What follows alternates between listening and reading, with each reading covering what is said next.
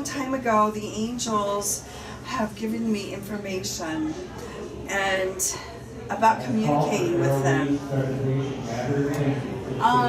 And I was a little bit fearful, to say the least, because at the time I was a wife, still am, that same wife, my husband, and I've been married 45 years.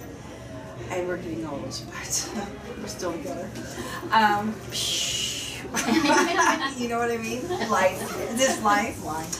But the thing is, after being raised in a very traditional Christian household, in my house, my dad ruled the roost, and we didn't talk about psychics or crystal balls or any of that stuff.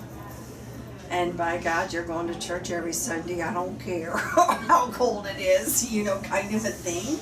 And somebody just asked me how I was raised, and it's like, oh, you really don't want to know. But back in my day, the church that I went to and was raised in was called Evangelical United Brother.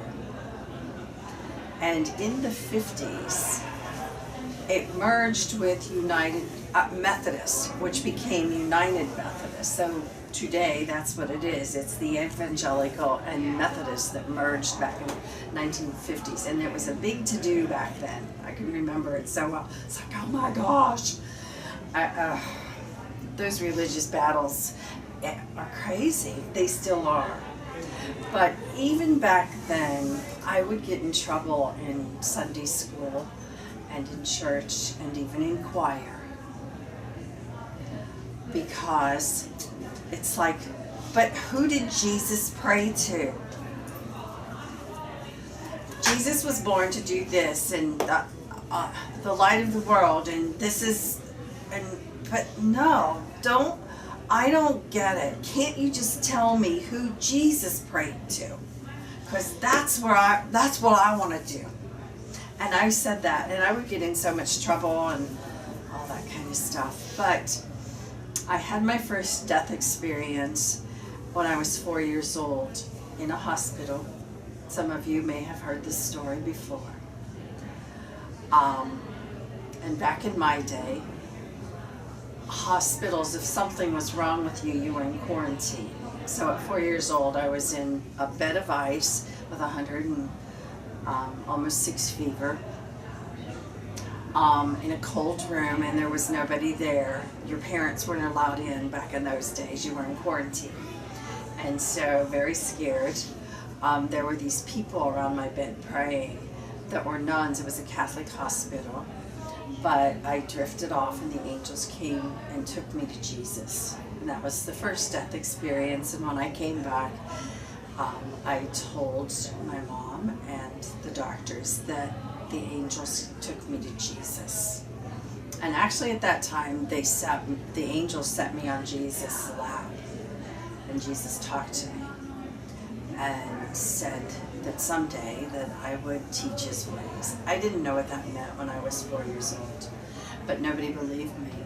So from the time I was 4, that was always in my heart. I always knew that whenever I'd see those pictures of Jesus and the angels, it was like, I know you. In a way that most people didn't know. You are taught a lot of things. But of course, that didn't happen, and those people that were praying for me were nuns. Well, once again, back in my day, nuns were in habits. And because I wasn't Catholic, they looked a little bit scary to me because I was only a little kid. But anyway, then life went on, and I was raised in the most dysfunctional household, but somewhere in my heart, I always knew that I would be okay. And I always had a presence with me that almost kind of scared other people. I didn't realize back then it was angels. But cats would claw at me, by the way. I thought they didn't like me, so it was kind of fearful. But what they saw was a presence around me, and they weren't sure, because the animals are very sensitive. So it was like, a lot of things happened in my life that it's like I didn't understand until many years later. But, and I don't know, life goes on and you have all kinds of stories, and I started seeing the synchronicities of everything I was praying for was happening. It took me a long time to figure that one out, let me tell you. But it's like, oh my God, I prayed for that. I prayed for 3 girls. I prayed for, I didn't want boys, I want girls. You know? I mean, it's like, watch out for what you pray for. And I wanted to travel, and I did that. One of my kids was born on an island in the middle of the Mediterranean. I don't know, really, when I look back, I don't really know how all that happened.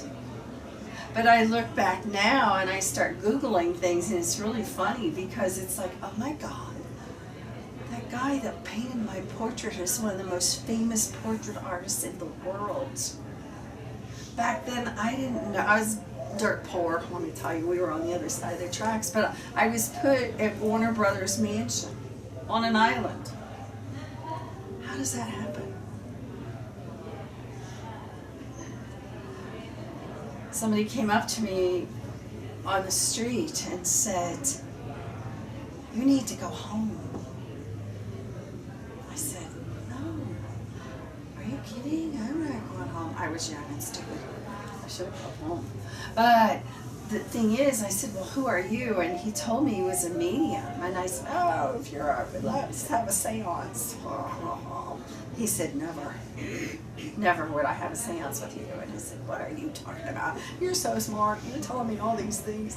Well, he was the only person in the Mediterranean Sea, probably to this day, that had a Chinese boat that they did movies on. But he was a medium. He's a very famous medium. He's gone now, but he told me all these things.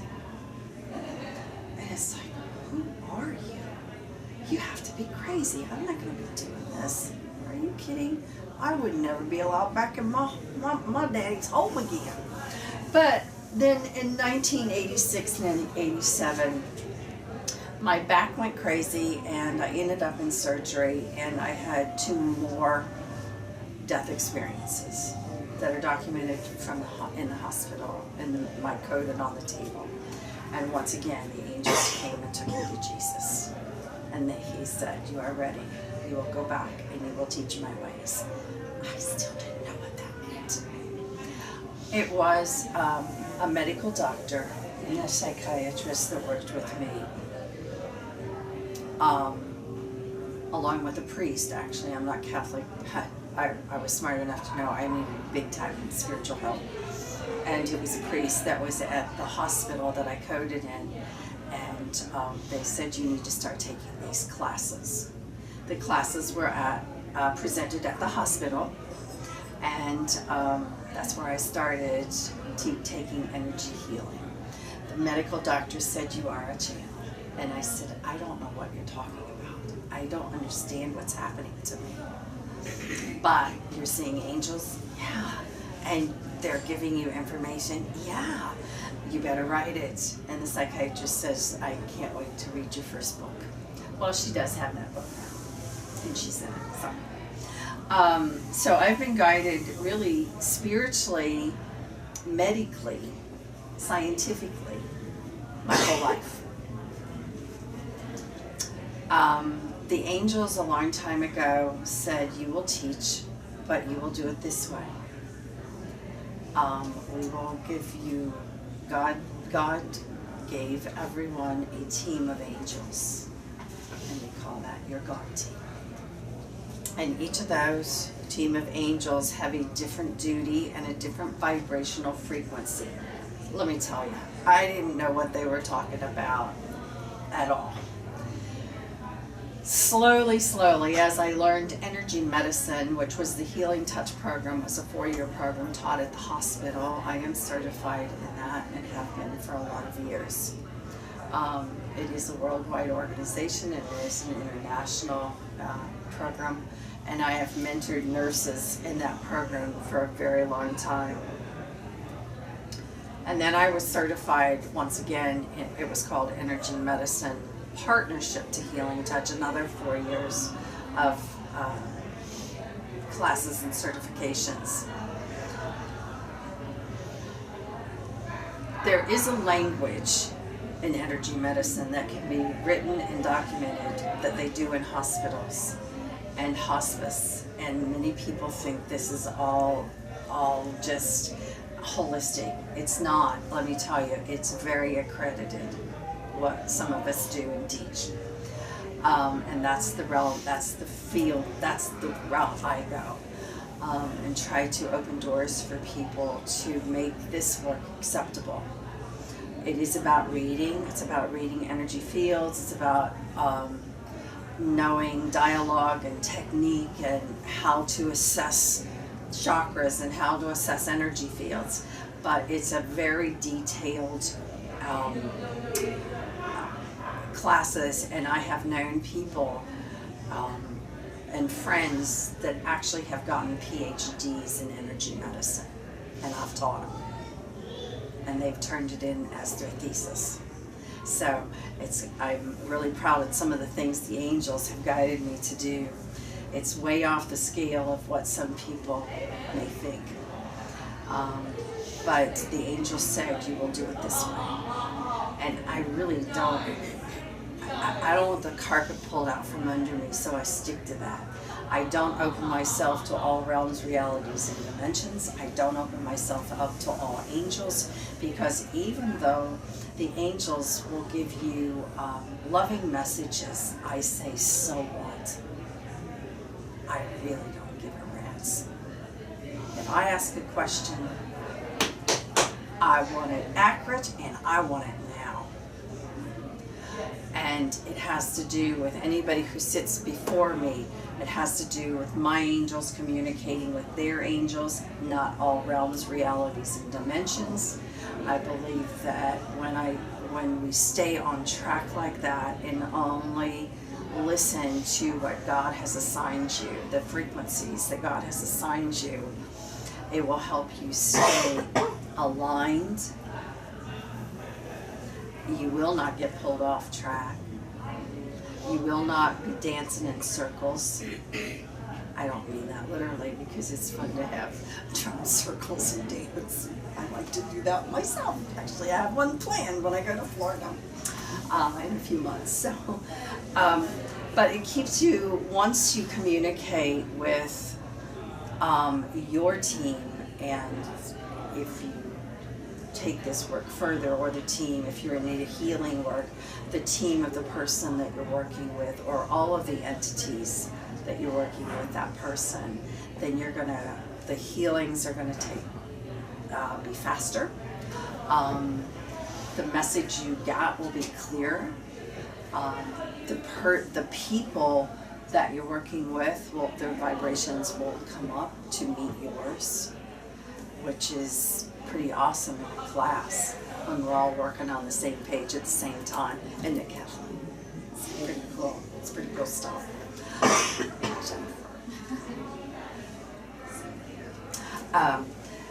So with that said, the angels still to this day give me new information that's not in books. You won't read it unless I write it. I pass it on in class because I'm not always supposed to be the writer. Many times I have authors in my classes, or doctors, or therapists, or musicians. And it's for them to write the information. It's my job, they say, is to be the teacher and just to hold the space for me. So that's what I try to do here in the fair, and I just listen to what they say, and it's amazing. From the fair that we started with in Burleson a number of years ago, and actually the angels told me I was never going to work in, when we moved here to Texas 10 years ago, they said, you will not work in your hometown, not until we tell you. I did my classes in my home, and